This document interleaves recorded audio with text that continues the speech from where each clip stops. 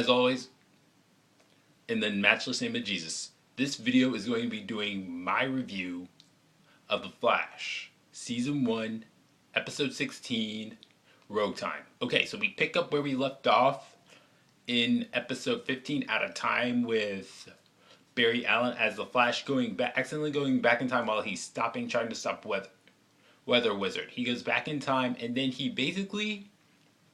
spent most of the episode walking through where he had already been, where he was at the morgue, where he instantly mentions that it was Mark Mardon who did this, and then he goes over to he just goes over to Starlight where he says to Cisco, he says like a weather wizard in unison, and then they goes out to the police station, and then he runs over to where Mark Mardon is at the time, and has him locked up in the prison of the particle accelerator, where Mark Mardon is just talking about how he was going to sink their whole city in a tsunami tidal wave. So it's like, yes. And then Dr. Wells realizes that he tampered with the time-space continuum.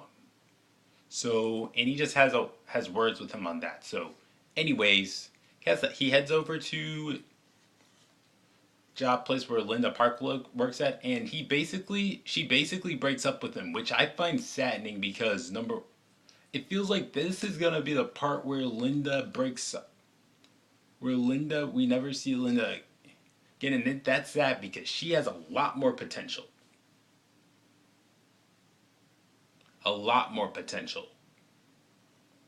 As outside of Barry's love interest, and I just feel like, and also she was a better relationship. She had a great relationship with Barry. She had a lot of chemistry with Barry, so a lot more than Iris, by the way. And then, by the way, Barry kind of keeps Marson from telling Iris about Harrison Wells, which keeps the events leading up to Cisco's death in the previous episode, or the alternate timeline, from happening. And also this is where Barry starts acting foolishly. He tries to go over to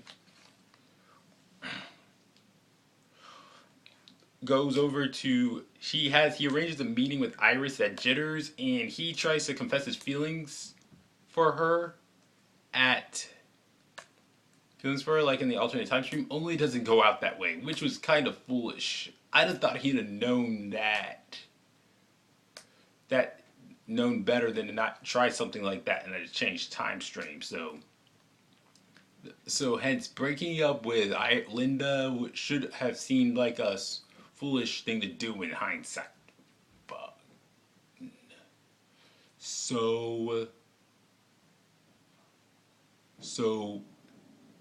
so anyways, we cut to Captain Cold and Heatwave. They seem like they have been caught and brought to a guy named Santini.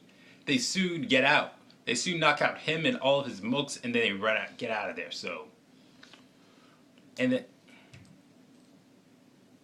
then also Cisco goes to his brother's birthday party. I think his name is Dante, and then they go in, and it's like basically he just belittles his brother there, which was kind of a low move on his part. And then he goes.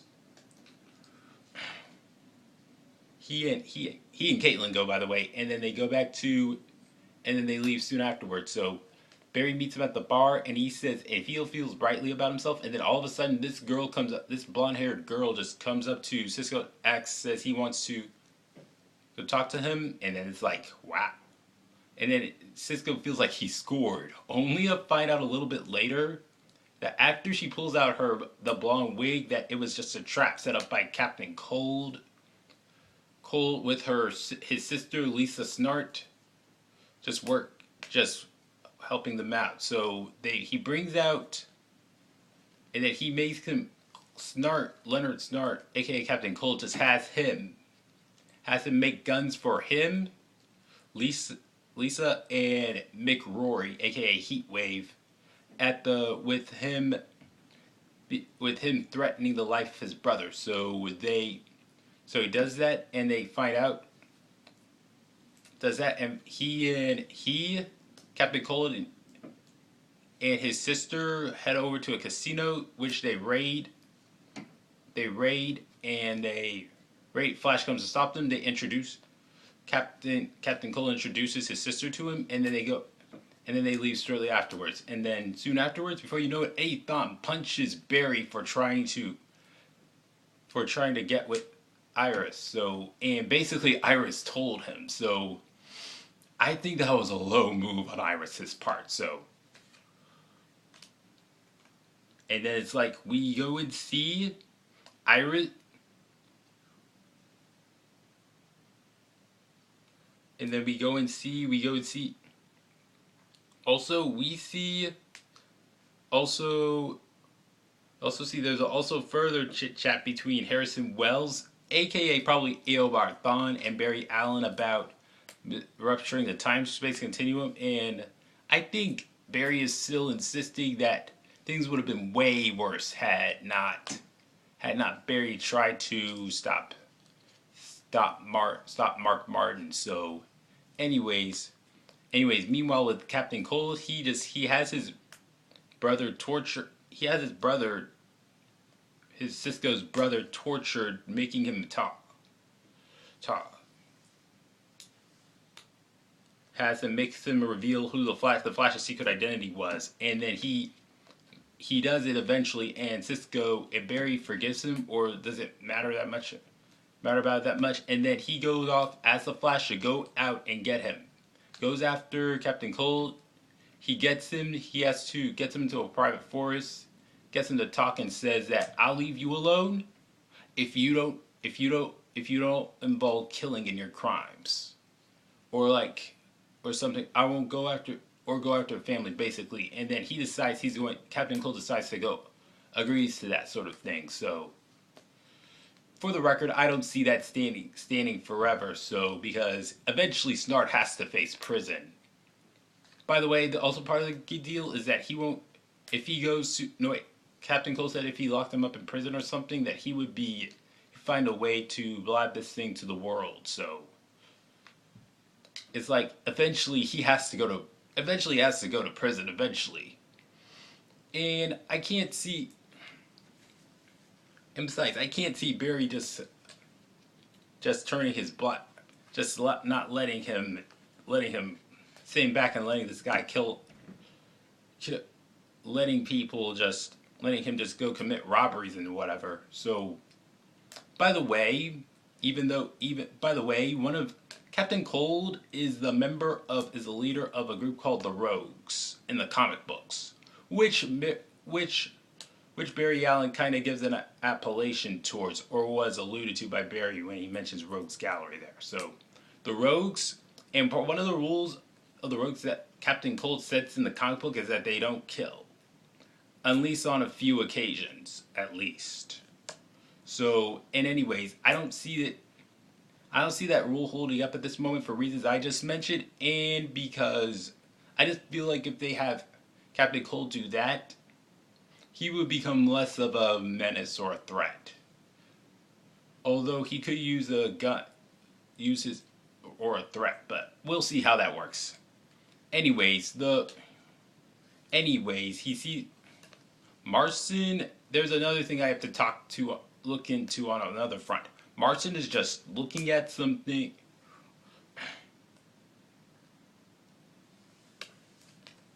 Marston is just preparing to type up a paper on Harrison Wells and how he may have murdered Simon Stagg. When all of a sudden the Reverse Flash comes in there, questions him on where the info of the paper is hidden. He takes it, and then eventually he kills him. So it turns up on the news. Barry notices it, and then he gets suspicious. So in the Stinger, we have Barry coming into Detective Joe West coming into Barry's private place at the window. Barry's looking out the window, and he talks to Barry. Barry talks to him, saying that maybe Joe's right, that Harrison Wells is not the man he thinks he really is, and they start investigating. Okay, this episode was a bit of a letdown, essentially.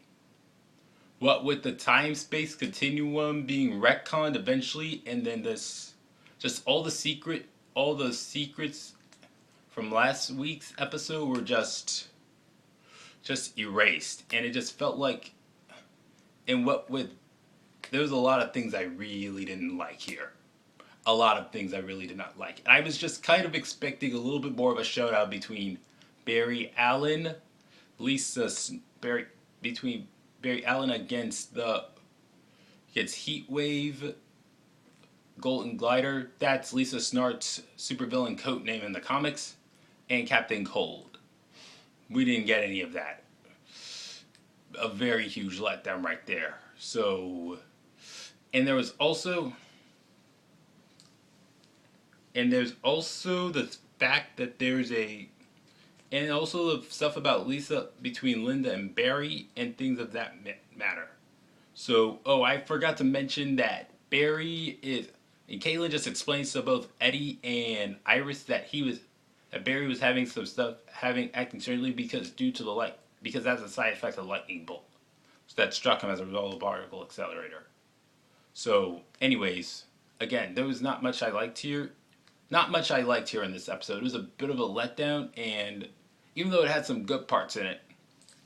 So I will have to give this thing a 7.9 out of 10. Very a little bit let down, but hopefully next week's episode with the Trickster will be much, much better. Right, alright, that's all for this episode. Alright, that's all for this video, I meant to say.